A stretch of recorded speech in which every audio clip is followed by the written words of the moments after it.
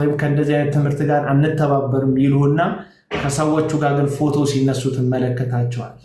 የብልጽግና ወንጌልን አንቀበልም እንቃወማለን ይሉና ራሳቸው ተቀይጠው ግን ከብልጽግና ወንጌል አስተማሪዎች ጋር ምግብና እንጀራና እንትን ሲጎራረሱ ታያቸዋል። አለቅ። ይሄ ቅይጥነት ነው። ለዚህ ነው ዮሐንስ ይህን ትምህርት የሚያስተምሩ ሰዎችን በተለይ ኢየሱስ በስጋ አልመጣም ብሎ የሚያስተምሩ በዛን ዘመን የነበሩ አስተማሪዎችን የስተት አስተማሪዎችን መንገድ ላይ ስታገኟቸው ሰላም አትበሏቸዋል። በቤታችሁ እንግዳ አድርጋችሁ እንዳትቀበሏቸው፣ አብራችኋቸው ምግብ እንዳትበሏል። አብራችኋቸው ምግብ የምትበሉ ከሆነ በእነሱን በትምህርታቸውም በክፋታቸውም ትተባበሯቸዋላችኋል። አለቅ። አሁን አብሬ አልበላም፣ አብሬ አልታይም፣ አብሬ አልቀመጥም ከነዚህ ሰዎች ጋርማ ወንድም አይደለሁም ስትል ስም ይለጥፉልሃል። የዳቦ ስም ይለጥፉልሃል። ምን ይለዋል? አንተ የወንድሞች ከሳሽ፣ አንተ የወንድሞች ጠላት። ብራዘር ወንድሞች አይደሉም፣ እኔ በጎች ናቸው ወንድሞች ስትል አይሰሙም። እና ቻሌንጁ ምቾት ይመስለኛል። በተለይ በዚህ ዘመን ያለ ቤተ መንግስትን የታከከ ክርስትናችን ከቤተ መንግስት አጥር ላይ ራሱን ካላነሳ፣ ራሱን ችሎ ካልቆመ፣ አይመለከተኝም ካላለ፣ ከዚህ ዓለም ፖለቲካ ከዚህ ዓለም ግርግር ወጥቶ ወንጌል ላይ ብቻ ካላተኮረ አደጋ ውስጥ ነው የሚወድቀው ነው የሚልክ። ብዙ ሰዎች በትንቢት አስመስለው መንግስትን እንዲመረጥ የምርጫ ቅስቀሳ በየቸርቹ ያደርጋሉ። በዚህ ሰዓት እኔ አዝናለሁ። በአደባባይ ነው የምናገረው። እኔ ፖለቲካን የምቃወም አይደለም፣ የዚህን ዓለም መንግስት የምቃወም አይደለም። ከዚህ በፊት እንደምነግራችሁ ነፍስ ሁሉ ለበላይ ባለስልጣን ይገዛ ይላል እግዚአብሔር። መንግስትን እንደሚሾም እንደሚሰጥ አምናለሁ። እግዚአብሔር መንግስትና ሃይማኖት ግን ለየቅል ናቸው። በሃይማኖት ውስጥ ያሉ ሰዎች ለመንግስት ስርዓት መገዛት እንዳለባቸው አምናለሁ። ነገር ግን ወንጌላችን የቤተ መንግስት አጥር መደገፉን በጽኑ እቃወማለሁ። ልክ አይደለም። መደባለቅ፣ መቀየጥ ልክ አይደለም እና ምቾት ነው ማለት። አሁን ላይ አገልጋዮቻችን እየተፈተኑ ያሉት ወንጌል ሲሰብኩ ቸርች እየፈረሰባቸው አይደለም። ለእንትና 15,000 ካሬ ተሰጥቶታል፣ ለእኔ 20,000 ካሬ ካልተሰጠኝ ነው ፈተናቸው። ማግኘት ነው ፈተናው። አሁን ማጣት አይደለም ፈተናው። እንትና ደቡብ አፍሪካ ሄዶ 22 ሚሊዮን ብር ሰርቷል፣ እኔ 28 ሚሊዮን ብር መስራት አለብኝ ነው ፈተናው። አሁን ቻሌንጅ የሚደረጉት በማግኘት ነው እንጂ በማጣት አይደለም ሰዎቹ። ሰይጣን ደግሞ የእግዚአብሔርን አጀንዳ ጣል እንጂ ለሱ ወድቀ ስገድለት እንጂ የዚህን ዓለም ክብር መስጠት የሉቃስ ወንጌል ምዕራፍ 4 ምስክር ነው። ኢየሱስ ክርስቶስ በመንፈስ ቅዱስ ተመርቶ ወደ ምድረ በዳ ሄዶ 40 ቀንና 40 ሌሊት ጸልዮ ጨርሶ ጸሎቱን ሲመለስ ሰይጣን ፈታኝ ቀርቦ ሲፈተነው የፈተነው አንዱ ፈተና ይሄ ሁሉ ለኔ ተሰጥቶኛል፣ ለሚሰግድልኝ ለምወደው ለማንም እሰጠዋለሁ አለ። ማንም ልትሆን ትችላለህ፣ ከሰገድክ እሰጥሃለሁ አለ። ይህን ግብዣ ለኢየሱስ አስቀመጠለት። ኢየሱስ ግን አንድ ነገር መረጠ።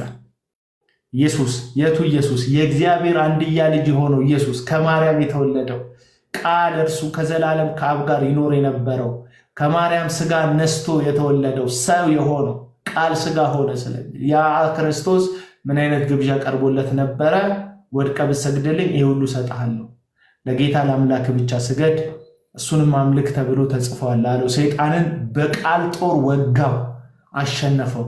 የክብር ግብዣ ነው ያቀረበለት ሰይጣን። እሰጥሃለሁ የሚል ግብዣ ነው ያቀረበለት ሰይጣን። ግን ለአምላክ የሚቀርበውን ስግደት ለእኔ ስጠኝ ያለ በፍጹም አለ ኢየሱስ። በፍጹም አለ ኢየሱስ።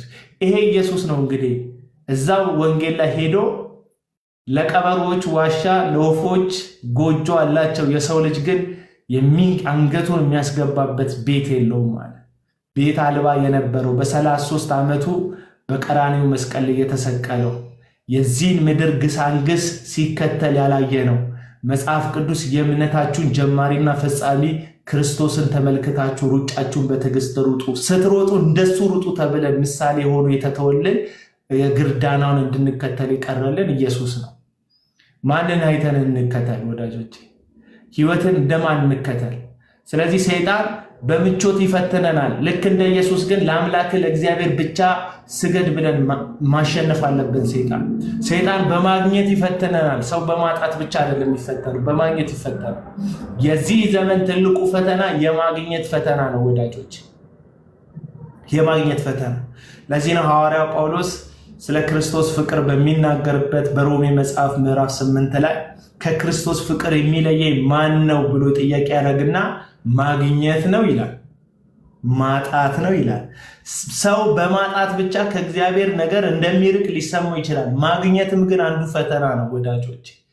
ማግኘት እድል ስታገኝ ለእግዚአብሔር እምቢ ማለት፣ እድል ስታገኝ አይመጥነኝም ማለት፣ የሆነ አጋጣሚ ሲመጣ የመድረክ እድል ሲመጣ መድረኩ ትልቅ ነው ወይ፣ መድረኩ ምን ያህል ህዝብ ይዛል፣ የቴሌቪዥን ቻናል አለው ወይ ነው ብሎ ሰው የሚያስበው እድል ነው የሚፈልገው። ማንም ነቢይ ማንም አሳሽ ጋር ይሄዳሉ ጤነኛ ቤተክርስቲያን ሹመት ያገኙ ክርስቲያኖች። አንዱ እኛ ቤተክርስቲያን ወይም እኔ ማመልክበት ቤተክርስቲያን እግዚአብሔር እድል ሰጥቶት የተሾመ አንድ አገልጋይ አንድ ሐሰተኛ መድረክ ላይ አየሁት። ለምንድን ነው የሄደ ብዬ ሳጣራ ሰውየው ቴሌቪዥን ቻናል አለው፣ ዩቲዩቡ በደንብ ይታይለታል፣ ዳጎስ ያለ ፖስታ ይሰጣል። ስለዚህ ከዛች ትንሽ ቸርች ወጥቶ እዛ ቦታ ላይ መቆም እንደ እድል ታይቶ የአገልጋይ መድረክ ላይ ቆሞ ተመለከትኩት። መድረክ ላይ ቆሞ ተመለከትኩት። ስለዚህ እድል ሲመጣ ትልልቅዬ መድረክ አገልግል ተብሎ ማይክ ሲሰጥ እምቢ። እናንተ ቸርች ውስጥ እዚህ ቤተክርስቲያን ውስጥ ቅይጥ ትምህርት አለ፣ ቅይጥ አስተሳሰብ አለ። አዎ የቴሌቪዥን ፕሮግራም አላችሁ። አዎ ትልቅ ምዕመን አለ። የእናንተ ባይሆንም ህዝብ ይሰበሰባል። እናንተ ቸርች የመጣ ዳጎስ ያለ ፖስታ ያገኛል። ግን ፖስታው ይቅርብኝ፣ ትምህርታችሁ ቅይጡ ነው፣ ልምምዳችሁ ስህተት ነው ማለትን መጨከንን መልመድ አለብን። ኢየሱስ ፈተና የመጀመሪያ የተፈተነው ፈተና እሰጥሃለሁ የሚል ፈተና ነው። ብትሰግድልኝ ይህን እሰጥሃለሁ፣ ብትወድቅ ይህን እሰጥሃለሁ፣ ለእኔ ብትገዛ ይህን እሰጥሃለሁ አለው። ዴቪል እባቡ መጥቶ አለው። ፈታኙ ቀርቦ እንደዛ አለው። ኢየሱስ ለጌታ ለአምላክ ብቻ ስገድ አለ። እና አሁንም ነው የምነግራቸው የዚህ ዘመን ፈተና ማጣት ብቻ አይደለም፣ እድል ማግኘት ፈተና ነው ወዳጆች። ኢየሱስ እድል አገኘ። የዓለምን መንግስት በአቋራጭ የራሱ የማድረግ እድል ሰይጣን ያመቻቸለት መሰለ። ከዛ በፍጹም አለ ኢየሱስ፣ በፍጹም አለ። ስለዚህ አባቶች፣ ወንድሞች ቻሌንጅ በጣም ሰይጣን የሚያቀርበው ቻሌንጅ የማግኘትም ቻሌንጅ ሊያጋጥመን ይችላል። እምቢ፣ ነውርን እምቢ፣ አመፅን እምቢ፣ ኃጢአትን እምቢ፣ ለጽድቅ መኖርን፣ ለእውነት መኖርን እግዚአብሔር ጸጋ በረዳን መጠን በጸጋው ጉልበት እንድንችል እግዚአብሔር ፊት ራስን ማቅረብ፣ ራስን የእውነት ማሳየት ያስፈልጋል ብዬ አስባለሁ። እና ማግኘትን ፈተና ነው ልላችሁ ነው። አትፍረድ ትለኛለች አንዱ።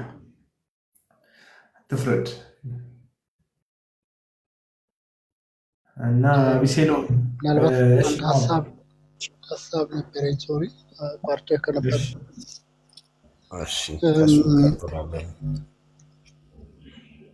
አውራ አንድ የማስበውን ሀሳብ ሁሌ የሚከብደኝን ሀሳብ ላውራ እና ለምንድን ነው እንደዚህ ማይደረገው ብዬ የማስበው በግልጽ ይታወቃል። አሁን ያለው ችግር ግለሰቦች የሚፈጥሩት ችግር፣ ንጹህ ወንጌል የሚሰብኩ ሰዎች ወንጌል እንዳይሰማ ያደረገ ነው። ክርስትና ላይ የጣለውን መጥፎ ጥላት አካላችሁ፣ መጥፎ ስም ትምህርትን የሰበረ ነው። ብዙ መጥፎ ነገርን ያመጣ ነው በክርስትና ታሪክ። እምነትን በጣም ያቆሸሸ ያጎደፈ ነገር ነው አሁን እየሆነ ያለው እና ይህን ሁሉ በአንድ ተቋም ስር አሁን ሌላው ለምሳሌ ክርስቲያን ያልሆነ ሰው ሁሉንም ፕሮቴስታንት ነው ብሎ ነው የሚያስበው። የኔንም ግድፈት ያንተንም የሁላችንንም በዛ እምነት ስምና በዛ እምነት ስር ኖረን ያንን ስም ይዘን ግን ተግባራችን ሌላ ቢሆን በዛው ስም እንጠራለን በአንድ ቅርጫት ውስጥ ስላለን። ካውንስሉ ቢያንስ ሌሎች ወደ እምነቱን በትክክል አውቀው እንዲረዱት አንድም ሁለት ደግሞ ምዕመንን ከመጠበቅ አንጻር ለምሳሌ አንድ ሐሰተኛ ነቢይ አንድ ከተማ ሲገባ ህብረት አታድርጉ። ከዚህ ከሚመጣው ሰይጣናዊ ዘይትና ቅባት ጋር አትነካኩ። ገንዘባችሁንም መንፈሳዊነታችሁንም ትምህርታችሁንም ጠብቁ ብሎ ለማለት ለምንድነው ክሊር የሆነ መስመር የማይኖረው? ከነዚህ ሰዎች ጋር ማንነካካበት ህዝቡ የሚጠበቅበት ግልጽ የሆነ መስመር ለምንድነው የማያስፈልገው? ህዝቡ ሆ ብሎ የሚወጣው የዛው የቤተክርስቲያን ህዝብ ነው የሚወጣው። የሚስተው ይሄው ሰው ነው። ነገ ማንመልሰው ጣጣ ውስጥ እየተገባ ስለሆነ ቤተክርስቲያንንም ከመጠበቅ አንጻር ያላመኑ ሰዎችንም እውነትን እንዲረዱ ከማድረግ አንጻር ለምንድነው ግልጽ የሆነ መስመር ማይኖረው? በቃ የለየለት ነገር ለምንድነው የማይደረገው? በአንድ ህብረት ውስጥ ገብተህ እንደ አንድ ተቋም ተቆጥረህ ስህተታቸውንም የስህተት መንገዳቸውንም የስህተት አስተምህሮታቸውንም ጭምር አቅፎ በአንድ ካምፕ ውስጥ እንዴት ነው መጓዝ የሚቻለው? እስካለመታዘዝ ደርሰው እያየን፣ እስከ ስድብ ደርሰው እያየን የራሳቸውን ተቋም እስከ መስረት ባለፈው አይተናል። ሲጄ ላይ የነበረውን ነገር እዚህ ደርሰው እንዴት ነው በአንድ ካምፕስ ሆነን ከነዚህ ሰዎች ጋር መቀጠል የሚቻለው? ክርስትናን ማስጠበቅ የሚቻለው? ምዕመናንን መጠበቅ የሚቻለው? ትውልዱን መታደግ የሚቻለው እንዴት ነው? መጥፎና ሌሰን ነው እየጣሉ እያለፉ ያሉት። ትውልዱ ምንም እስከማያስተውል ድረስ እነሱ አጃቢ ሆኑ ተከታዩ እስከሚሄድ ድረስ ለምንድን ነው ክሊር የሆነ መስመር ማይኖረው? ህብረት ለምንድን ነው ያስፈለገው ከነዚህ ሰዎች ጋር? እኔ የቃለ ሕይወት ቸርች ልጅ ነው። ቃለ ሕይወት ከነዚህ ሰዎች ጋር የልምምድም ይሁን የአስተምህሮ ግንኙነት የሌላት ናት። ግን እነዚህ ሰዎች ኮንፈረንስ አንድ ከተማ ላይ ሲያደርጉ ቤተክርስቲያን ተዘግቶ ሁሉ እስኪሄድ ድረስ ነው እማየው። ይህን ማድረግ ያቃታቸው ለምንድን ነው ብዬ ሁሌ ስለማዝን ነው። ለጥያቄ በእርግጥ አንተ የምትመልሰው ባይሆንም ግን እስከ መቼ ድረስ ነው በዚህ ሁኔታ በአንድ ካምፕ ከነዚህ ሰዎች ጋር የክርስትናም ስም የሚጠፋው፣ ምዕመናንም የሚስቱት፣ ሐሰተኛ ልምምዳቸውን ወደ ቤተክርስቲያን የሚያመጡት? እስከ መቼ ድረስ ነው? ያንተን ትግል አደንቃለሁ፣ ጌታ ይባርክ። ግን ግር ስለሚለኝ እንደውም ያስጠላኝ ሁላ ነበር። ህብረት ማድረግ ሁላ በጣም ያስጠላኝ። ምክንያቱም እዛ ያለውን ልምምድ ነው ይዘው የሚመጡት። የቤተክርስቲያን መሪ የምትለው ሽማግሌ የምትለው ከዚህ የተጸዳ ያለፈ አይደለም። ቤተሰቦች ቢከፈት የሚከፍቱት ቻናል ይሄንኑ ቻናል ነው ቤት ውስጥ የሚከፈተው። የሆነ ነገር ህብረት በምን እስከምን ድረስ ማድረግ የለየለት ነገር ለምን አይኖርም? ታንክ ዩ አቤላ፣ እግዚአብሔር ይባርክ። በጣም ሰሞኑን እንደዚህ እዚህ ሚዲያ ላይ ለመግባት በጣም ሪኩዌስት እየላኩ ነበርና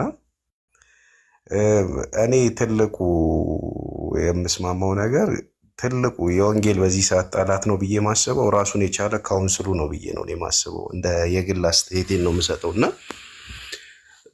ብዙ ነገር ተብሏል። እኔ እዩ ጩፋ እንደው ጻድቅ ነው ብዬ ነው ማስበው በካውንስሉ አንጻር። እኔ ሐሰተኛ ነው አልቀበለውም፣ ብዙ ነገሮች አሉ ስለሱ ማለት ነው። ግን እጅግ በጣም እኔ ሰሞኑን አንድ አምባሳደር ሚዲያ የሚል አንድ ሁለት የሆኑ ሰዎች ምላሽ እየሰጡ የነበረውን ቶክሾ እያየው ነበርና ራሳቸው የሚራመዱበት የሚሄዱበት መንገድ እጅግ በጣም አሳችና መጥፎ የሆነ ልምምድ ውስጥ ያሉ ሰዎች መሳሪያ መያዝ ችግር የለውም መቃም መጠጣት ችግር የለውም ብለው ሚዲያ ላይ ወጥተው የሚያወሩ ሰዎች ዛሬ ለካውንስሉ ድምፅ ሆነው ይህንን ነገር በማውገዝ በጣም የተቃረነ ነገር ሲያወሩ ስላየው ነበር። ቅድም እሱን እያነሳ ነበር እና እኔ ካውንስሉ ስራው ምን እንደሆነ ማይታወቅ ነው። ለምሳሌ የትምህርት ክፍል ኃላፊ ያሉት ይባላል፣ አማድ እምነቶች አሉት ይባላል። ያንን የሚጣረሱ ሰዎች የቦርድ ኃላፊ ናቸው ማለት የአማድ እምነቶች ውስጥ 7 አማድ እምነቶች ውስጥ አሉ። ከዛ ውስጥ የሚጣረሱ ሰዎች ለምሳሌ አሁን ዘላለምን ብታይ ብዙዎች ናቸው። አሁን ለምሳሌ እንዳለ መፍለቂያ ናቸው። ፎር ዩር ሰርፕራይዝ የዛሬ ዓመት ጆይ ጭሮን የሚባለውን ሰውዬ አግቶት ነበር ይሄ ካውንስል። እመኑኝ ጆይ ጭሮ አልወጣም ከካውንስል ውስጥ አሁንም አለ። ምንም አይነት ውሳኔ የማይወስን ምንም በየሆኑ ሰዎች የሚመራና የተጠለፈ ተቋም ነውና እኔ ይሄ ተቋም የወንጌል አማኞችን ይወክላል ብዬ አላስብም። እንደ ድሮ ሰላም ሚኒስቴር ውስጥ ቢሆን ይሄ ተቋም በጣም የተሻለ ነው ብዬ ነው እንደው ማስበው። የአሁን ጊዜው በተለይ ያወሩት የነበረው ፖለቲካ እጅግ በጣም የሚሰቀጥጥ እዚህ ቦታ የማይወራ ነውና የሚያሳፍር ነውና አይ ቲንክ ካውንስሉ በጣም ቢበረበር ብዙ ማለት አንድ ይሄ አሁን ሐሰተኛ ነብይ እዩ ጩፋ የተባለው አፉን ሞልቶ በድፍረት ሊያወራ የቻለው የሱ ፍርፋሪ ተጠቃሚ የሆኑ ሰራተኞች አሉ ካውንስል ውስጥ። ይህንን በድፍረት ነው የምነግራችሁ እና ይህንን ነገር ስለሚያቅም ነው እሱ የልብ ለብ ተሰምቶትም እየመለሰም የነበረውና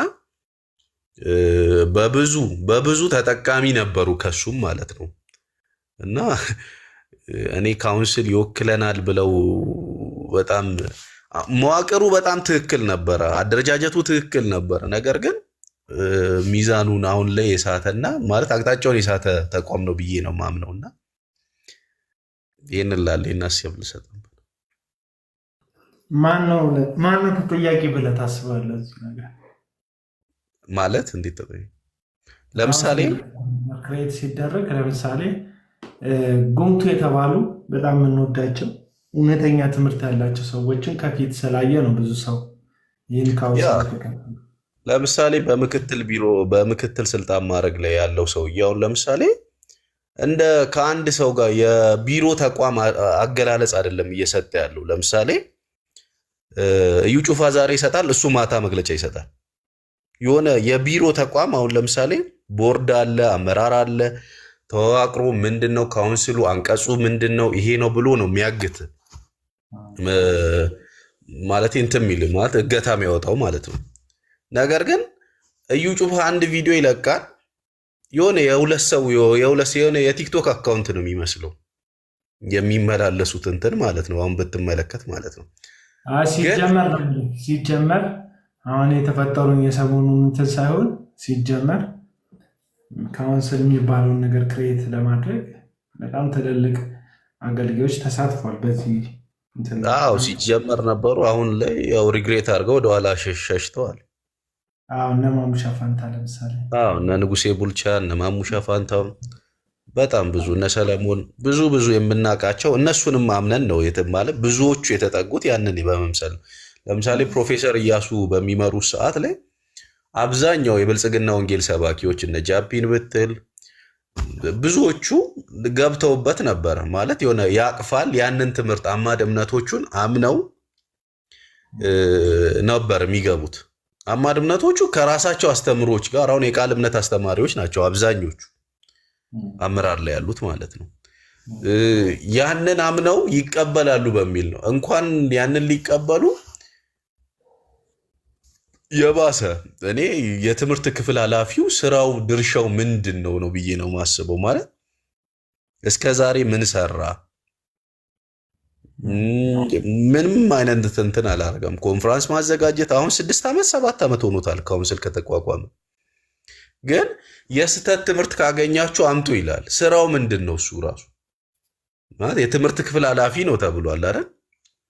የሆኑ ድርጅት አለውና ምንም ፋንክሽን የሚያደርግ ድርጅት አይደለም ብዬ ነው እኔ ማምነው። ምን ማድረግ ነው ያለበት ወንጌላዊ አማኝ ብለህ ታምናለህ በዚህ ጉዳይ? እኔ እንደ ድሮ ሴክት ቢሆን ይሻላል ብዬ ነው። ድሮ አሁን አብያተ ክርስቲያን ውስጥ በነበሩ ሰዓት ለምሳሌ አብያተ ክርስቲያን ውስጥ እንደ አባል ሆነው ለምሳሌ ቃለ ሕይወት፣ መካነ ኢየሱስ፣ ሙሉ ወንጌል ወጥተው ነበር ማለት ይሄንን አሁን ለምሳሌ እርምጃ ካልወሰደ አሁን ለምሳሌ ብታይ ምንም የቃል እምነት እንቅስቃሴ ውስጥ የብልጽግና ወንጌል ሰባኪዎች ናቸው 70% የሚበዛው ካውንስል ውስጥ። ይህንን ነገር አይተው ሜንላይን ቸርቾች ራሳቸውን አቋም ይዘው ቢወጡ የተሻለ ነው ብዬ ነው የማስበው። ግን ምንድነው መንግስትም እንደ ባለስልጣን ያደረገው ካውንስሉን ነው። እና ይሄን ነገር አብያተ ክርስቲያናቶቹ ጥለው ወጥተው ነበር። ለምሳሌ ጻድቁ ቲም መካነ ኢየሱስ እና ቃለ ሕይወት ናቸው መጀመሪያ ከወንጌላዊ አብያተ ክርስቲያናት ወጥተው ከነጻድቁ ህብረት ወጥተው ራሳቸው ጆይን ያደረጉ እና መሪነቱን ያዙት። ዋናና ምክትል ምናምን የሚለውን መሪ ቃለ ሕይወትና መካነ ኢየሱስን የያዙት። ከዛ ሲታይ የውጭ ፕሮሰስ ለማግኘት ውጭ ሀገር አገልግሎት ለማገልገል ለአገልግሎት የሚያስፈልጉ እቃዎችን ለማስገባት እያንዳንዱን ነገር ከውጭ ጉዳይ ሚኒስቴር ጀምሮ ኤምባሲዎችን እንኳን ለማለፍ የሚያስፈልገው ባለስልጣን የሆነ ማህተብ ያለው ካውንስሉ እንዲሆን ስለተደረገ በአብያተ ክርስቲያናት ህብረት ማህተብ ወይም ደግሞ በአብያተ ክርስቲያናት ስልጣን ያንን ነገር እንዳያደርግ ተደርጓል፣ እንዳይሆን ተደርጓል። ስለዚህ አቅም አጡ። ስለዚህ እርቆ ነገሮችን ከመመልከት ቀርቦ መታገል ቀርቦ ፋይት ማድረግ ይሻላል ብለው አሁን 1 ዓመት እና ሊሆናቸው ነው ከተመለሱ ገና ፖዚሽናቸውን ከያዙ እነማን እነ ጻድቁ ማለት ነው፣ ወይም አብያተ ክርስቲያናት ህብረት ማለት ነው። ስለዚህ አሁን ተመልሰው ቦታቸውን ከያዙ በኋላ አንድ የሚያጸድቁት ነገር ያለ ይመስለኛል። እሱ ከጸደቀ በኋላ በድምፅ ብልጫ ልምምድም ላይ ትምህርትም ላይ እርምጃ ለመውሰድ የየራሳቸውን ጥረት እንደሚያደርጉ ነው የሚናገሩት። ያደርጉታል እንትን ደረጃ ቤላይ በአቋም በማውጣት ደረጃ ካውንስሉ ምንም እንደ አንበሳ ነው የሚያጓራው። ማለት አግቻለሁ ይላል፣ እንደዚህ አድርጌያለሁ ይላል። ግን ስጠብቅ አሁን ለምሳሌ ጆይ ጭሮን ብትመለከት አባል ነው፣ አሁንም ታግቷል። የዛሬ ዓመት ነበር ይቅርታ ጠይቆ ሳይሆን ምን የሚባለውማ በገንዘብም ነው የተመለሰው። ምንም እንትን የሚታወቅ ሀቅ ነው ማለት። አሁን ጻድቁ አብዶ እንዳልከውም አሁን በጣም እናከብራቸዋለን፣ እንወዳቸዋለን። እንደዛ ዘላለም መንግስቱ አልኩኝ ሐዋርያው ዘላለምን በጣም አውግዘው ነበርን እና አሁን ዳቦ ሲቆርሱ ስታይ ማለት ምንድን ነው የምትለው? እንደ አባት በጣም ማከብራቸው ማለት ጥቂት አሉን ከምትላቸው ሰዎች መካከል ነው። በጣም ነው ያፈርኩት እውነት ለመናገር ይሄኛውን ነገሮች ስመለከት አንዳንድ ጊዜ እድሜያቸውን ጊዜያቸውን ቀድመው ነው ገባ ፋይት ያደረጉት። እኚህ ሰው ቀድመው ነው የታገሉት። ስም ወጥቶላቸዋል፣ ተገፍተዋል፣ በዚህ ጉዳይ ተሰደዋል፣ አሳደዋቸዋል፣ በሐሰተኞች ብዙ ነገር ተብለዋል። በየመድረኩ ማናችንም ስም ሳይጠራ ወይም ማናችንም ሳንታወቅ ይህን ጉዳይ ይኑር አይኑር ራሱ እርግጠኛ ሳንሆን እነ ዘላለም በየስብሰባው ቦርጫቸውን አውጥተው እንደዚህ የሚያደርጉንን ሰዎች ብለው ዘልፈዋቸዋል። እነ እስራኤል ዳንሳ መድረኩ ላይ አንድ አጋንንት አስወጥተው የማያውቁ አንድ ታምር በእጃቸው ሆኖ የማያውቁ እያለ ሲያብጠለጥሏቸው ነበር።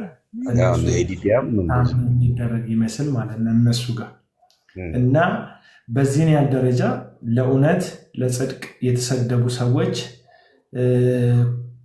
መጀመሪያ ሲታገሉለት የነበረውን ጉዳይ ኮምፕሮማይዝ አድርገው ይሁን ሀሳብ ቀይረው ይሁን ምን እንደሆነ በማይታወቅበት መልኩ ቢላ አንድ ላይ ይዘው ሲቆርሱ፣ አሁን ቅርብ ጊዜ ደግሞ አንድ ተከፈተ የተባለ ስቱዲዮ አለ። እዛ ስቱዲዮ ውስጥ ሆነው አብረው ፎቶ ሲነሱ ስትመለከት ነገርየው ላይ ጥያቄ ያሳድርብሃል። በነገራችን ላይ እኔ አሁን ለምሳሌ አንዳንድ ሚዲያዎች አሉ እጅግ በጣም የሚያስቁ፣ ለምሳሌ ተከፋይ እንደሆኑ የሚታወቁ። አሁን ለምሳሌ አቤል ደመላሽን ብትመለከት ማለት የሆነ በቃ ትንሽ ገንዘብ ያለው ነብይ የሚንቀሳቀስበት ሰዓት ላይ ፕሮሞሽን ይሰራል፣ ምንም ነገር እንደማያውቀው ነው ማለት የእግዚአብሔር እጅ እንዳለች አድርጎ ማለት ነው። ብዙ ሰርቼበት ነው የገባሁት በነገር ኦኬ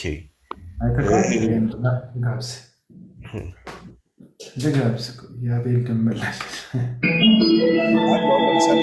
ብዙ አሉ። ለምሳሌ ክርስቲያን ቲዩብን ብትመለከት ብዙ ናቸው። ቲዩብ እንደዛ ብዬ ስናገር አንድ ጊዜ ሰፊውን የኦሮሞ ሕዝብን በመናቅና በማንጓጠጥ በማዋረድ ብሎ ቪዲዮ ሰርቶብኛል። ከፖለቲካ እጅግ በጣም የሚያስቁኝ እና ማለት ቃስ ብሎ ነገሩት። ይሄ ልጅ ቃስ ብለው ነገሩት። የበሬቻ ልጅ ነው ልጁ፣ ኦሮሞ ነው ራሱ፣ በብሔር ደረጃ ኦሮሞ ነው፣ የተቃወመው እውነት ስላለው ነው እንደዚህ አይነት ብሎ ኢንፎርሜሽን ሲነግሩት ቪዲዮውን ፕራይቬት አደረገው ማለት ነው። በጣም አሁን እነ አምባሳደር ደመለስ እንደዛ ይበልጣል ክርስትና ወዳጆች። ቅድም አንድ ኮመንት ላይ አንዱ እየጻፈ ነበር፣ ኦሮምኛ ስለተናገሩ ዘረኛ ስለሆንክ ነው፣ እንግሊዝኛ ቢናገሩ እንደዛ ትልማል። አምባሳደርና ፍጹም ዛሬ አግኝቼዋለሁ። ዛሬ ተገናኝተን ከፍጹም ጋር ድንገት ማለት ነው አንድ ሆቴል ወይም አንድ ምግብ ቤት እኔ የተጠቀምኩበት የነበረ ምግብ ቤት ሲገባ አግኝቼዋለሁ። እዛም በፊት ደግሞ ካውንስሉም ጋር ደግሞ የሆነ ጉዳይ ስለነበረን ሄደን አግኝቼዋለሁ፣ አዋርቼዋለሁ። እና ቪዲዮውን ስመለከተው ግን ምን አይነት ነገር ነው ያየሁት? ይሄ ኦሮምኛ ማውራት ራሱን ችሎ ምንም ችግር የለውም፣ ቋንቋ ነው ኦሮምኛ። የኔ ቤተሰቦች ኦሮምኛ ቋንቋ ተናጋሪዎች ናቸው። የበለጠም ያነሰም አይደለም፣ ቋንቋዎች ሁሉ እኩል ናቸው። ኦሮምኛ መናገራቸው ሳይሆን የተናገሩበት አውድ ግን መንግስትን ከማወደስ ፖለቲካ አደረጉት። አንድ ሰው ነብይ ነኝ ሐዋርያ ነኝ እንትን ነኝ ካለ በኋላ ወንጌል ነው እጄ ላይ ያለው ካለ በኋላ ቤተ መንግስትን የታከከ ነገር መስራት የለበትም። ነፃ ነው። ህገ መንግስታችንን ሃይማኖት በመንግስት ላይ ወይም በፖለቲካ ላይ፣ ፖለቲካ በሃይማኖት ላይ ጣልቃ አይገባም የሚል የተሰመረ ግልጽ በጥቁርና በነጭ የተጻፈ ህገ መንግስት ቁጭ ብሎልን ሳለ ጣልቃ እየገባን ፖለቲካ ላይ መፈትፈት የለብንም። እና ካድሬ ነቢያቶች አሉ። አሁን ታያላችሁ፣ ምርጫ የሚወዳደሩ ነቢያቶች አሉ። የሚቀጥለው ምርጫ ታያላችሁ፣ ምርጫ የሚወዳደሩ የሆነ ክልል እየወከሉ የሆነ ጎሳ እየወከሉ የሚወዳደሩ አሉ። በዚህን ያህል ደረጃ ነው እንግዲህ ወንጌላችን ላይ ደቡብ ላይ ብዙ ወንበር ያገኛሉ።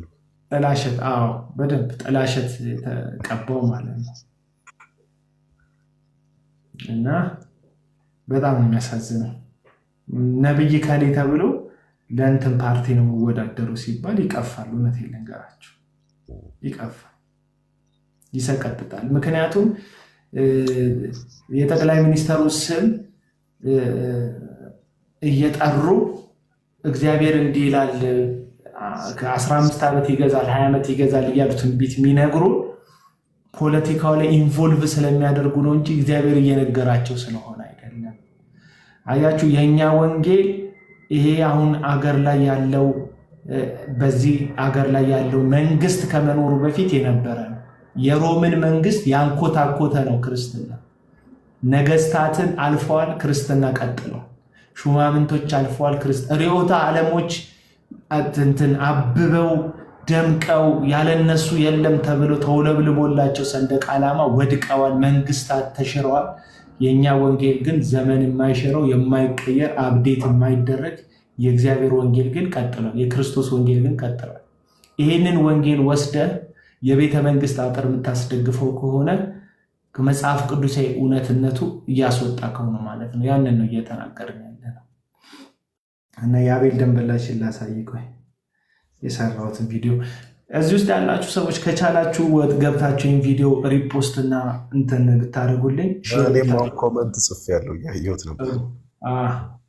ላሳያችሁ። በተለያዩ ጉዳዮች ተከሰው በእስር ላይ የነበሩት የቀድሞ የሐዋሳ ከተማ ከንቲባ ረዳት ፕሮፌሰር አቶ ጸጋዬ ቱኬ በእስር ላይ ያሉ ከወራት በፊት አስቀድመው እስር ይከፍታሉ። የምስጋናና የድል ጊዜ የሆነው እልልታ ደረሰ ሲል በቲክቶክ አካውንቱ ላይ የትንቢት መልዕክቱን ያስተላለፈው ይህ የምትመለከቱት ነቢይ ቢኒያም የተባለው ወንድማችን በበርካቶች ዘንድ ጥያቄና ግርታን ፈጥሮበት የታለ የተፈታው የታለ ስለ ከንቲባ የተናገርከው ትንቢት የሆነው እየተባሉ በርካታ ጥያቄዎችን ሲያነሱበት ቆይተዋል። ነገር ግን ታዲያ የተናገረው እግዚአብሔር ቃሉን አያጥፍምና በዚህ ወጣት ነቢይ እንደተናገረው እነሆ በትላንትናው ዕለት የቀድሞ የሐዋሳ ከተማ ከንቲባ የሆኑት ረዳት ፕሮፌሰር አቶ ጸጋዬ ቱኬ ፍርድ ቤቱ በነፃ ሊለቃቸው ችሏል። በእስር ላይ የቆዩበትን ጉዳይ እርሳቸውን የማይመለከት መሆኑ የተነገረ ሲሆን ከዚህ በኋላ በተለያዩ የማዕረግና የከፍታ ደረጃዎች ላይ ይገኛሉ ተብሎ ሹመትም እንደሚሰጣቸው እየተጠበቀ ይገኛል።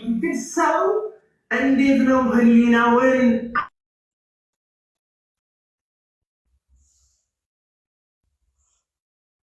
ገብታችሁ አቤል ደመላሽ እንግዲህ የቀድሞ የአዋሳ ከንቲባ የነበሩ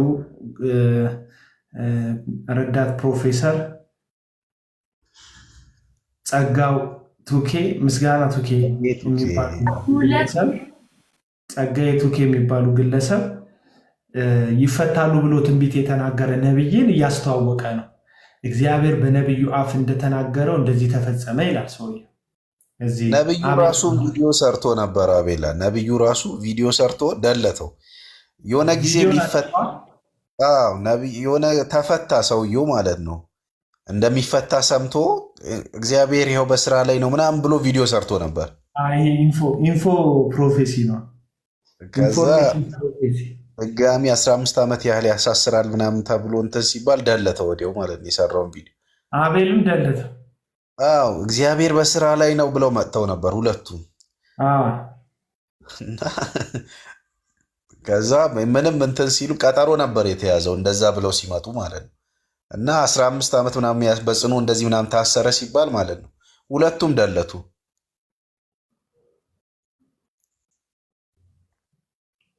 እስቲ በእግዚአብሔር እጅ የምትባለው ሰው ግባ እስቲ አንተን ማውራት ፈልጋለሁ። እስቲ ግባ።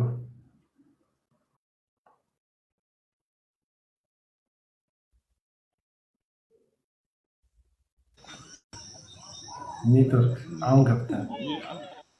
እናንተ ሰውን ሁሌ አጀንዳ አድርጋችሁ ከምትነሱ ለምን በጨለማ ውስጥ በሃይማኖታዊ ስርዓቱ እውነት ጠፍቶት እየተጨነቀ ላለ ወንጌል አትሰብኩም? ለእያንዳንዱ ይላል ኮመንት። ሰላም ላንተ ይሁን። ዘፈኑን ዝጋ በለ። በእግዚአብሔር ልጅ የሚያምን ይድናል የሚል አካውንት ያለው ወንድም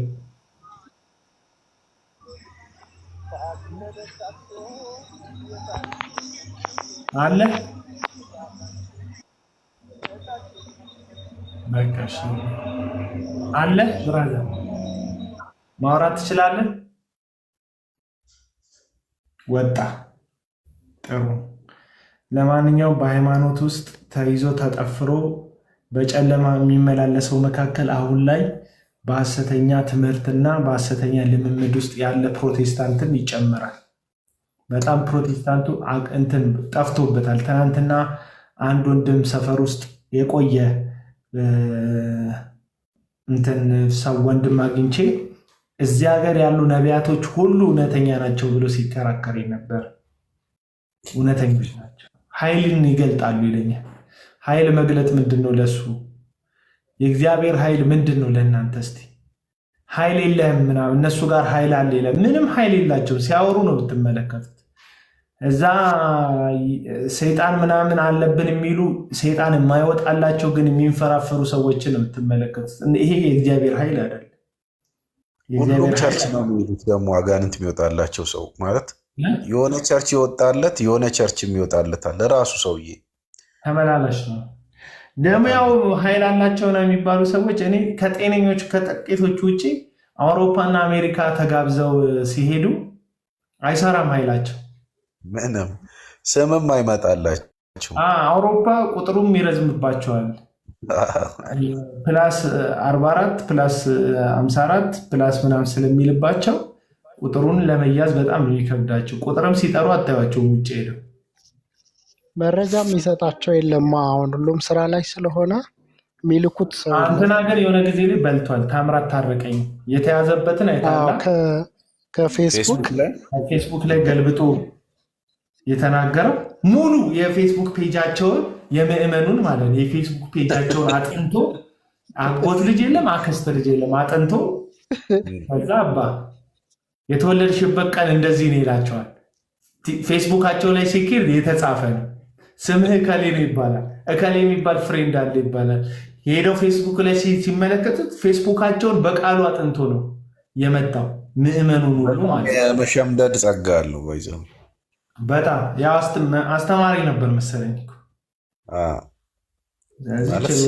በሚሰሩ ምናምን ነገር ሲያወራ በቃ አይስትም ብሎ ነው እንትን የሚለው። ብቻ የሆነ ሰው ከፌስቡካቸው ላይ እያወጣ እንዳወራ ተባነነበት ማለት ነው። እና እንደዚህ ነው ውጭ ሀገር ሲሄዱ አጋንንት ማያስወጡ ከቸርቻቸው ውጭ አንድም ሰይጣን ሲያስወጡ አይታቻቸው ማታውቁ ሰዎች እንደ እግዚአብሔር ኃይል እነሱ ጋር አለ ብላችሁ ለምን እንደምታምኑ አላውቅም። በጣም እንደውም አብረው የሚሰሩ ነው የሚመስለኝ እኮ እዚህ ሀገር ውስጥ እንደ ቅብብሎሽ እንዲህ ያለ ሰማችሁ እየተባባሉ ከሰይጣን ጋር ቅብብሎሽ እውነት እንደሚሰብኩ የሰይጣንን ቃል ተቀብለው ማስተማሪያ አድርገው ሰውን ሲሰብኩ ሁሉ ሳይ ምንድነው የአንድ መንግስት ሰራተኞች ናቸው። ከሰይጣን ጋር ሰውን የምታስብ ከሆነ ከእውነት ከጽድቅ የምታወጣው ከሆነ የቅድስና የጽድቅ ትምህርቶችን ማታስተምር ከሆነ ለመጽሐፍ ቅዱስ ታማኝ ካልሆንክ እዩ ጩፋ ኢዝ ኪንግ ይላል አንዱ።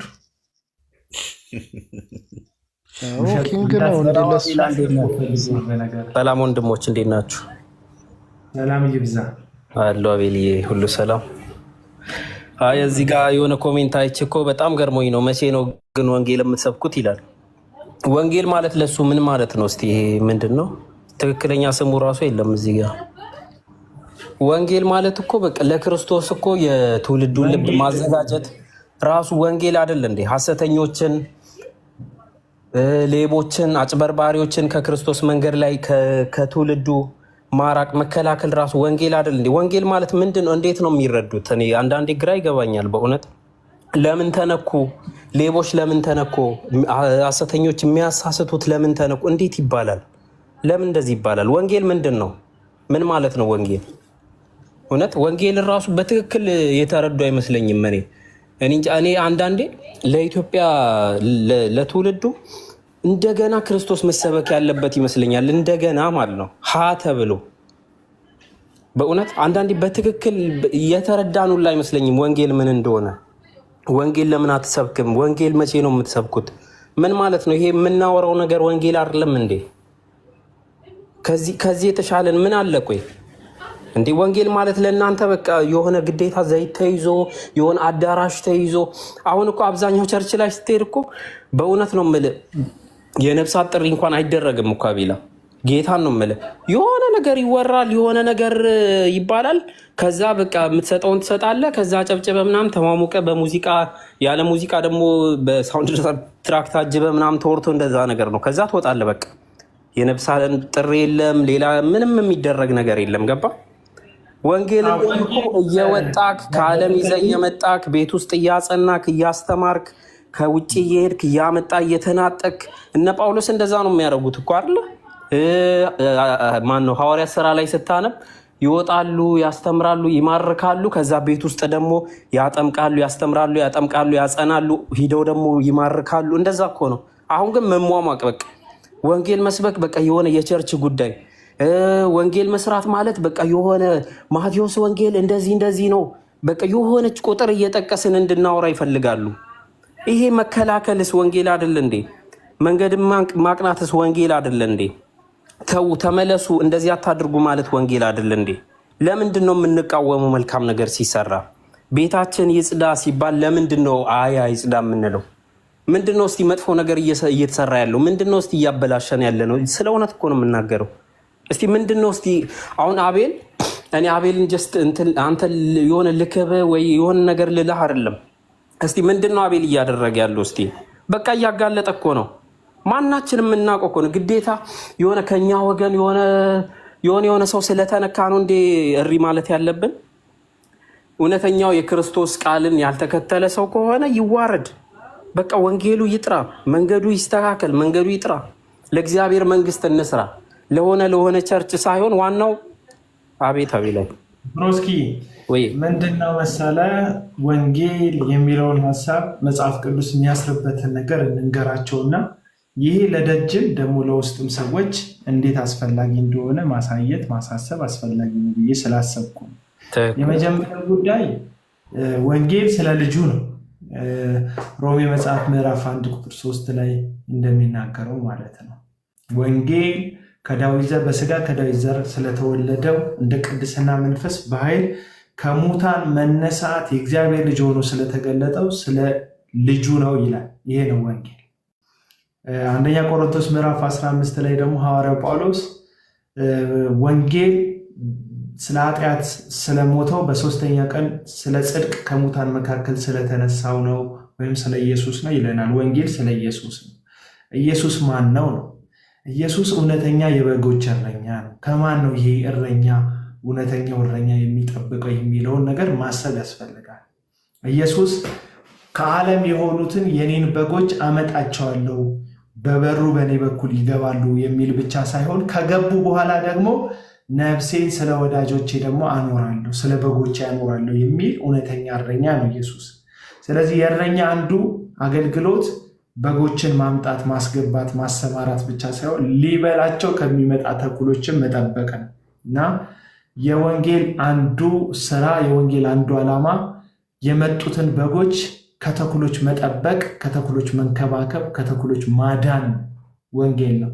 ይህንን ሐሳብ ሐዋርያው ጳውሎስ ምዕራፍ 20 ሐዋርያት ሥራ ምዕራፍ 20 ቁጥር 28 ላይ ሲናገር ምን ይላል? እኔ ከሄድኩ በኋላ ለመንጋው የማይራሩ ጨካኝ ተኩሎች ይመጣሉ፣ ለራሳችሁና ለበጎች ወይም ደግሞ ለራሳችሁና ለምዕመኖቻችሁ ተጠንቀቁ ብሎ ለሚመሩ ቤተክርስቲያን ለሚመሩ ሰዎች አደራ ሲሰጥ ታዩታላችሁ። ኤፌሶን ቤተክርስቲያን ውስጥ በነበረው ቆይታ ማለት ነው።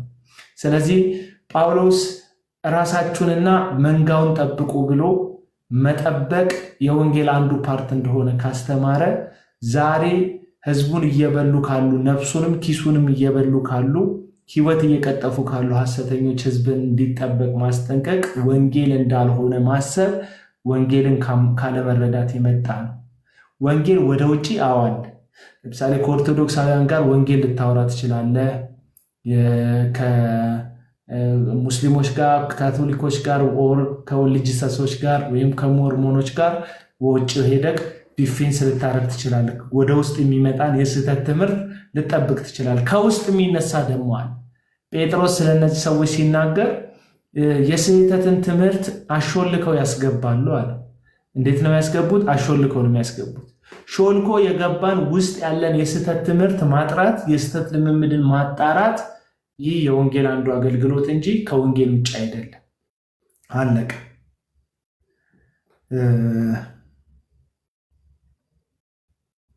አትሳደቡ ትላለች። ማን እስቲ ነው? ማን ተሳደበ? እስቲ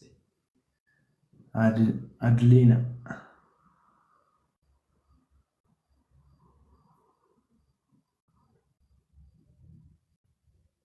ኤላ አቤላ ሰላም። ወንድ ነህ ሴት ነህ? ሰላም ነው። ሴት ነሽ? ሰላም ላንቺ። እንዴት ነሽ? እህት አለ። አንተን ሳይሆን ከስር የሚሳደቡትን ነው አትሳደቡ ያልኩት ነው እንዴ? አዎ፣ አባታችሁ ማን እንደሆነ እየገለጣችሁ ነው አትሳደቡ ነው ያልኩት። እሺ፣ እኔ ደግሞ ያ እነሱ ይሳደባል። እኔ ደግሞ አሁን በዚህ ንግግር ውስጥ አንዳንድ ኃይለ ቃል ስናገር ስድብ የሚመስላቸው ሰዎች አሉ። ግን በዚህ ንግግር ውስጥ ዛሬ የተናገርኩት ነገር ትዝ ስላላለኝ ነው። አይ አንተን አይደለም፣ ከስር ኮሜንት አይቼ ነው። ተከተል ክትፎ የምትል ወንድም የዮናታንን ካልሲ መልስ ምናምን እያልክ ምጽፍ ልጅ አለው። ተቀደደ። ምን ላድርግ? አውራ ጣቴ ጋር ተቀደደ። ልመልስለት ይመቸዋል። እኔ እኮ ያስቁኛል አንዳንድ ሰዎች። እኔ በፍጹም ሼም አታስይዙኝ፣ እውነቱን ልንገራቸው። በፍጹም ከየት እንደመጣሁ አታውቁኝም ማለት ከዓለም ከዛ ሰፈር እኮ የመጣሁት እኮ እግዚአብሔር ለዚህ ቀን ስለሚፈልገኝ ሊሆን ይችላል። እወድሃለሁ አቦኔ ይለኛል። አልወድህም በል እወድሃለሁ ይለኛል። ካልሲ ምናምን እያልክ ኮመንት ትጽፍና እወድሃለሁ ትላለህ። እሺ ፍቄ መቀጠል ትችላለህ። እንዴት አመሻችሁ ወገኖች? ወንድም አለ እንዴት ነው? ደህና ነህ? ሰላም ነው? እንዴት ነህ? አለ ከላይም ያላችሁ ከታችም ያላችሁ የክርስቶስ ጸጋ ይብዛላችሁ። ስታወሩ የተነሳ ሀሳብ ላይ ተቃራኒ ሀሳብ ያላችሁ ወገኖች በቁጥር መጽሐፍ ትችላላችሁ፣ መግባት ትችላላችሁ። ቢገቡ ሐሰተኞችን መቃወም ልክ አይደለም የምትሉ ሰዎች፣ አሁን እናንተ የምትሏቸው ሰዎች ሐሰተኞች አይደሉም የምትሉ ሰዎች፣ እናንተ የምትቃወሙበት መንገድ መጽሐፍ ቅዱሳዊ አይደለም የምትሉ ሰዎች፣ የፈለጉት በዚህ ጉዳይ ላይ በእኛ በኩል ተቃራኒ የሆነ ሀሳብ ያላችሁ ሰዎች ካላችሁ እግዚአብሔር ቃል ካረማችሁ ለመታረም ወጥቶ ካላችሁ ቻሌንጅ ለመደራረግ ሀሳብ አለ። አናገር ውስጥ ፍቃዱ አሁን የተለየ ሀሳብ አለ ብላችሁ ሀሳብ ካመጣችሁ እንት ይረብሻል።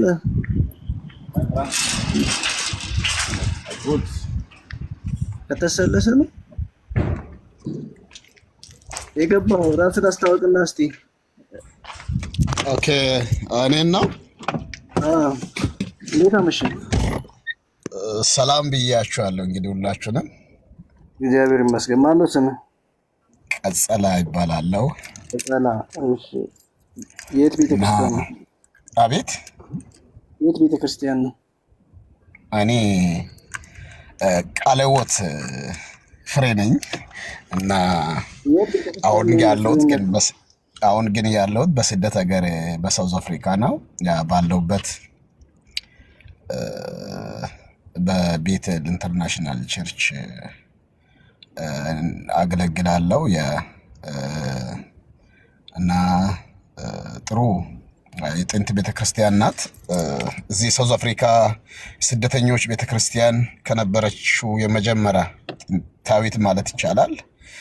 ጥሩ። እሺ በቃ አይ ቤተክርስቲያኒቱን ማብራሪያ ተውና አሁን ከኛ በተቃራኒ ለማውራት ነው ወይም ደግሞ እኛ ሐሰተኞች ብለን የምንጠቅሳቸው ወገኖች ማለት ኦልሬዲ እኔ ቅድም እንደነገርኩ መሰረቴን ማሳወቅ አስፈላጊ ስለሆነ ነው። ቃለ ሕይወት ፍሬ ነኝ። በእግዚአብሔር ቃል በጣም ተተክለን ያደግን ሰዎች ነን። እኔ ልል የፈለኩ አንድ ነገር አለ። በእርግጥ እኔም ሐሰተኞችን ከሚቃወም የመጀመሪያው ሰው ነኝ። ግን አንዳንድ ጊዜ ቆም ብዬ አያለው። ታውቃለህ፣ አንድን ሐሰት በእርግጥ በዛሬ ጊዜ ሐሰት አይኑን አፍጦ የመጣበት ጊዜ ነው።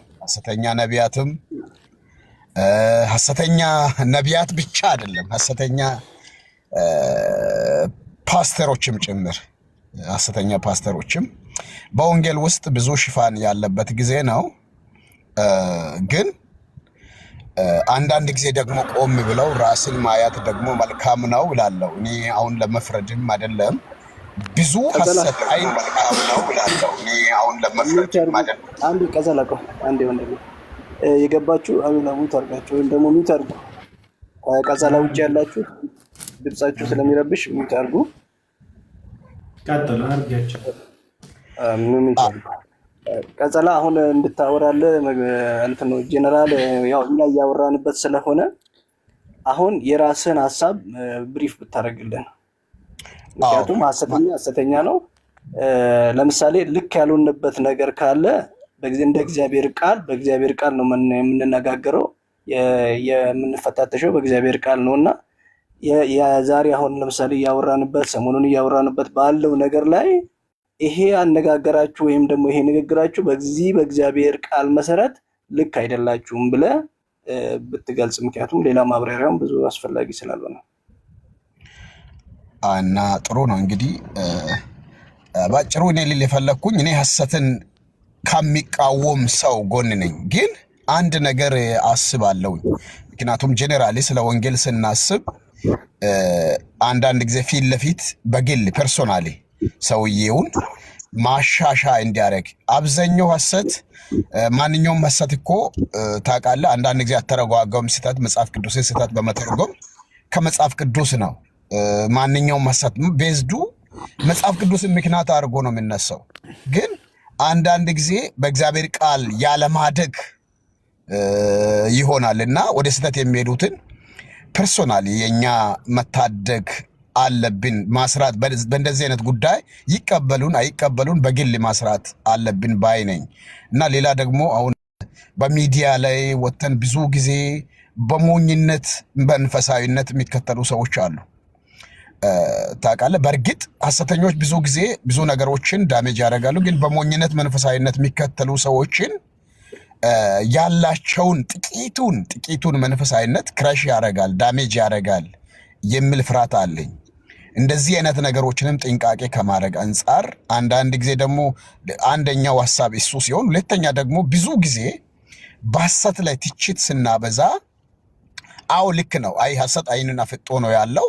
ግን ሐሰት ላይ ትችት ስናበዛ አንዳንድ ጊዜ እኛ ራሳችን ያላደግነውን ያህል በእግዚአብሔር ቃል ያደግን እያስመሰልን ነው ወይ የሚል ፍርሃትም ይሰማኛል። ስለዚህ በእርግጥ ሐሰትን በግል መጋፈጥ ጥሩ አይሆንም ወይ በሚዲያ ከመጋፈጥ ይልቅ ይሄ ነገር ደግሞ በመላው ዓለም ያሉ ጨቅላ ክርስቲያኖችን አንዳንድ ያላወቁ ሰዎችን ዳሜጅ የማድረግ አቅም አይኖረው ወይ የሚል ፍርሃት ነው። ከዛ አንጻር እንጂ ሐሰተኞችን የመቃወም ሐሰተኞችን የመደገፍ አጀንዳ አይደለም። ቴንክ ዩ። አይውልህ አሁን እንደዚህ አይነት ይኸውልህ እንዳንተ አይነት ሰዎች አሁን አንተ በተናገርክበት እሳቤ ላይ ብናወራ እንደዚህ መሀል ላይ ያሉ ሰዎች ናቸው እንደውም እነዛን ጨቅላ የምትላቸውን ሰዎች ዳሜጅ የሚያደርጉት። ሐሰተኞች ሲነሱ መጀመሪያ ሐሰት እንደሚያደርጉ ለራሳቸው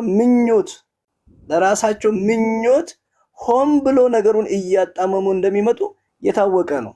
ይሄ የእግዚአብሔር ቃል ነው የሚለው። ምክንያቱም እነኚህ ሰዎች እኮ መጀመሪያውን ወደዚህ ሲመጡ ክርስቲያኖች አይደሉም ወይም ደግሞ በጎች አይደሉም። የበግ ለምድ የለበሱ ናቸው፣ ተኩላዎች ናቸው። ውስጣቸው ተኩላነት ስላለ ነው። ምክንያቱም ለመሳት የተዘጋጀ ምእመን ካለ የሚያስት አሳች አለ። አይ ቲንክ አንድ መጨረሻ ላይ ያለው በጣም አደገኛ አካሄድ ያለ ይመስለኛል ፍቄ። ለምሳሌ ጨቅሎቹ እንዳይስቱ እኛንን ዝም ማለት ያለብን፣ ሐሰት ሆኖ ዝም ማለት ያለበት። ይህንን መልስልን እስቲ። አዎ ማለት በእርግጥ ያልካቸው አማኞች እንዳይጠፉ እኛ አይደለ እናንተም እኛም አይደለም የሐሰት ልምምድና ሐሰት ትንቢት መድኃኒት እያስጣሉ ሰው መግደል ብዙ የምናውቃቸው ታሪኮች በአደባባይ በቴሌቪዥን እየተላለፉ እኛ ወይም ይህንን ሐሰት የምንቃወም ሰዎች ዝም ማለት ነው ያለብን? መንፈሳዊ ሕፃንነት ውስጥ ያሉ ሰዎች እንዳይጠፉ ወይስ ነገር እየሆነው ዝም ማስባል ያለብን? እስቲ እሱ አዎ። እና እኔ አሁን ልል የፈለግኩኝ ይሄ ነገር እኮ ፒውር ማለት ስሊህ ለጥፋት የተዘጋጀ ለጥፋት በሮሜ 8 ላይ ሲናገር አስቀድሞ ያወቃቸውን የልጁን መልክ እንዲመስሉ የሚለው ቃል እኔ በጣም ብዙ ጊዜ ቃሉን አሰላስላለሁ። ይሄ ማለት ዳይንነት ቸርች የገባ ሁሉ በብዙ ቁጥር ያለው ህዝብ ሁሉ ያምናል የሚል ንልበት አይደለም። ዳይንነት የእግዚአብሔር ምርጫ ነው። አንድ ሁለተኛ ደግሞ አንድ ነገር ሚሊህ እኔ በጣም ትልቅ ፍርሃት የሚሰማኝ ነገር ምን እንደሆነ ልንገርህ። በዛሬ ዘመን በእርግጥ የኔም ትልቁ ጥያቄ ነው ትውልዳችን ወዴት እየሄደ ነው የምንልበት። አሁን በእግዚአብሔር ቃል መሰረት ግራውንዱ በእግዚአብሔር ቃል በሆነበት በተለይም የዘመኑን ሰው ማግኘት አትችልም። ሆየ ወደ በዘበት ከእግዚአብሔር ቃል ውጪ ሰዎች እየሰማኝ ነው። አይ አይደለም የሆነ አሁን እንደዚህ ዙሪያ ጥምጥም ነው እየሄድክ ያለውና አትዘቦይም አቤላ እና ጀስት አይ ዊል ካም ምንድነው ወሰለ ቀደም ያልከው አጭር ቃል ማለት መቃወሙ ሲበዛ ደካማ ክርስቲያኖች ወይም በአንተ አማርኛ ጨቅላ ክርስቲያኖች ይጠፋሉ የሚል አይነት ሐሳብ አቀረብክ። ስለዚህ እኔ አንድ አጠር ያለ ጥያቄ ጠየቅኩ። ስለዚህ እነዚህ ደካማ ወይም አንተ ባልካቸው አማርኛ ጨቅላ የሆኑ ክርስቲያኖች ከክርስትና መንገድ ስተው እንዳይጠፉ ሐሰቱን መቃወሙ ነው ወይ የሚያጠፋቸው? ስለዚህ ዝም ማለት ያለብን ወይስ ሐሰቱ ነው ዝም ማለት ያለበት ነው ያለው? ዋና ፖይንቴ ነው ገባው።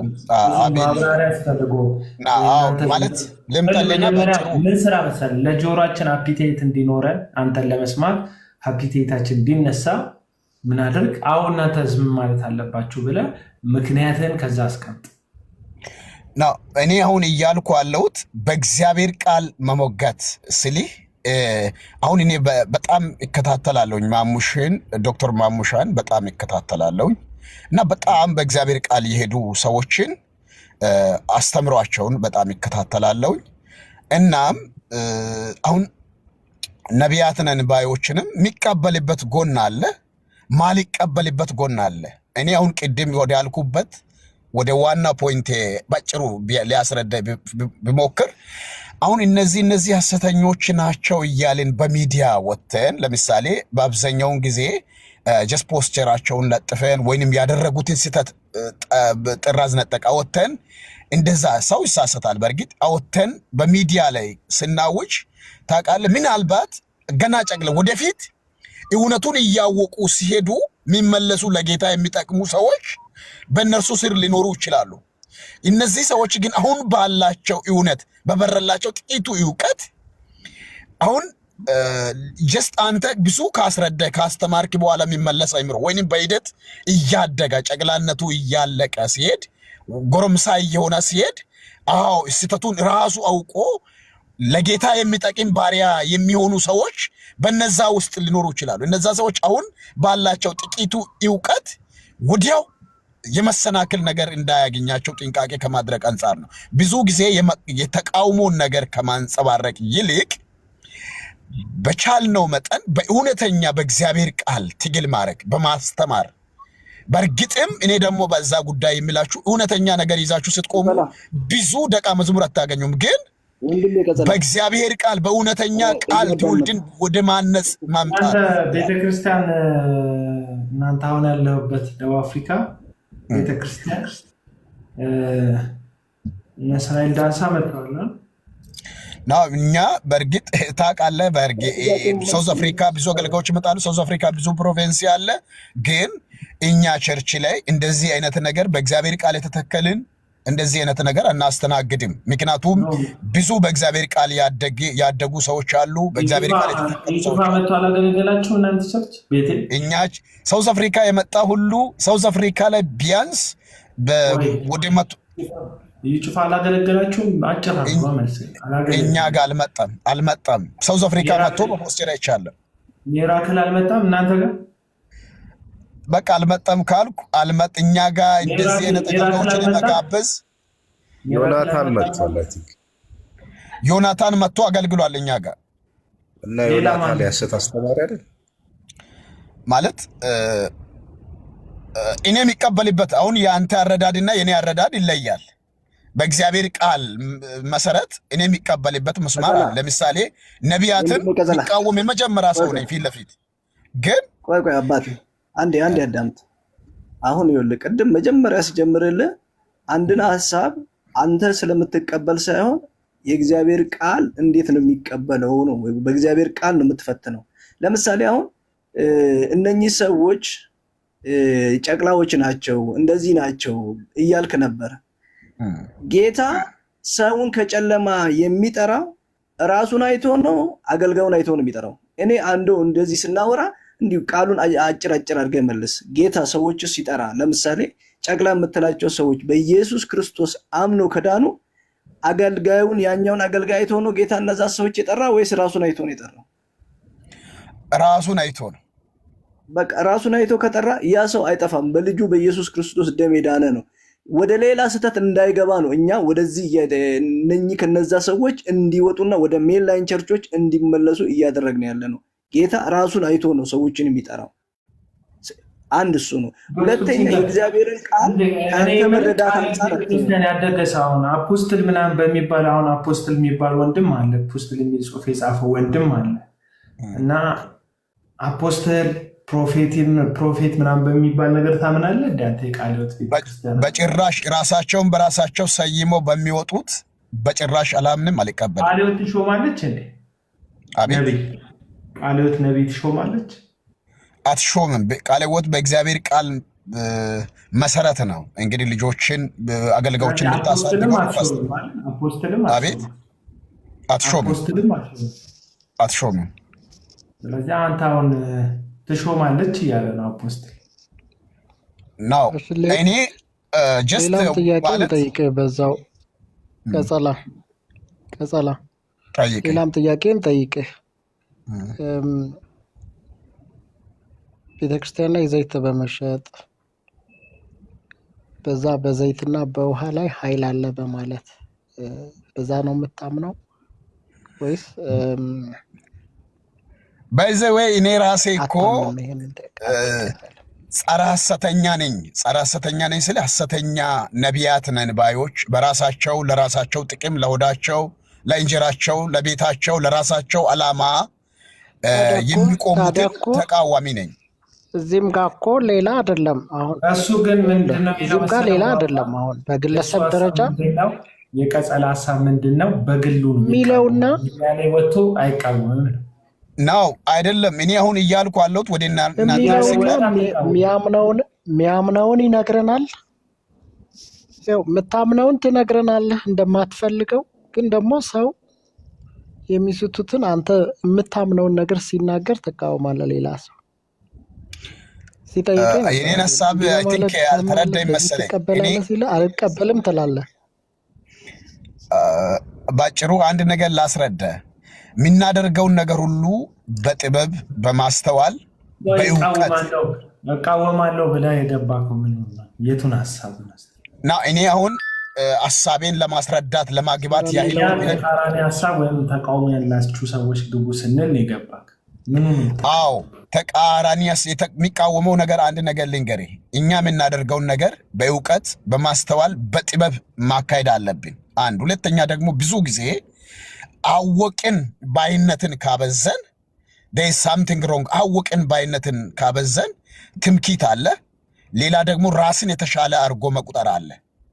ስለዚህ ከእንደዚህ አይነት ነገሮች በማውጣት ሌላ ደግሞ ወደ እግዚአብሔር ቃል ስንመጣ ራሱ ከኔ ሌላ ያወቃ የለም የምንልበት ትምኪት ጋር ስለምንመጣ አሁን እኔ እያልኩ አለው ጄኔራሊ ከኔ በላይ ማንም አያውቅም ያለ ሰው አለ እዚህ ውስጥ።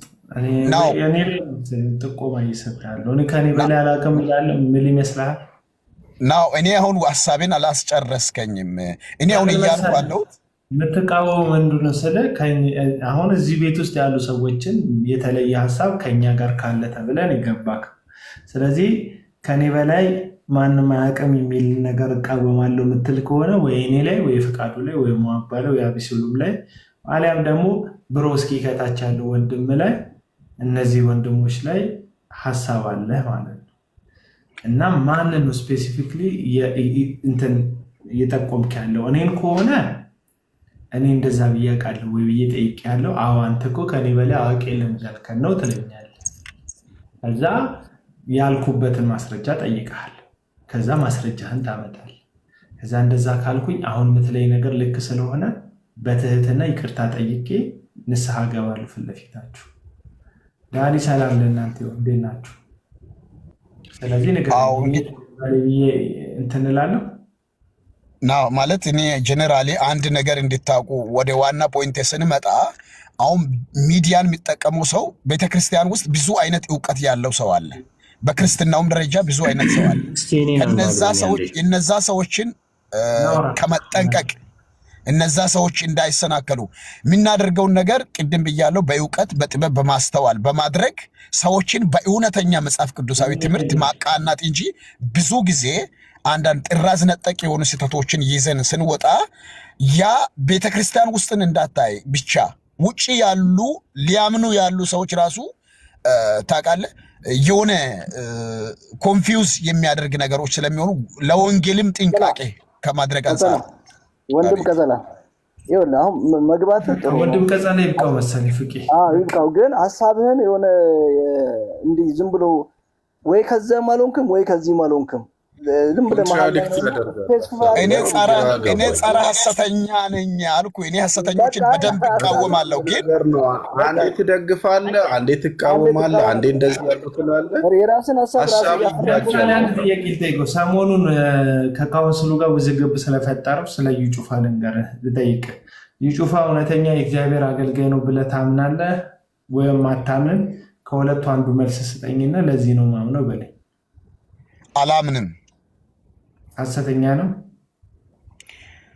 አልደፍርም ለማለትም ምክንያቱም በእግዚአብሔር ቃል መሰረት የእግዚአብሔር ቃል ዕውቀት የሌለ ብዙ ነገሮችን ስለሚያይ አላምንም ያልከው ምንድን ነው? ቆይ ማለት እኔ አሁን ከራሴ ግን በእግዚአብሔር ቃል አንድ ነገር እመን። ቆይ እስቲ ቀዛለ የእግዚአብሔር ነብይ ነው ብዬ አላምንም ስትል ነብይ አይደለም እያልክ ነው። የሚሆኑ ስነ ምግባሮችን አንዳንድ የሚሆኑ ነገሮችን የሚሸጡ ነገሮችን በወንጌል ስም የሚሆኑ ነገሮችን ሁሉ ሲያይ ይቃወማል። እንደ ማንኛውም ክርስቲያን በእግዚአብሔር ቃል ሚዛን ውስጥ አስገብቼ ሲያይ ይቃወማለሁ። ግን ሐሰተኛ ነው ብዬ ደፍሬ ለመናገርም እኔስ ማንኝ የሚል ራሴን በእግዚአብሔር ይታስለኝ። አንተ ቀጸላ ነህ፣ ደቡብ አፍሪካ ቤቴል ቸርች ነው ያለኸው። ቤትህስ ምንድን ነው? እኔስ ማንኝ ይላል። በቃ ሰላም ጌታ ካንተ ጋር። እኔስ ማንኝ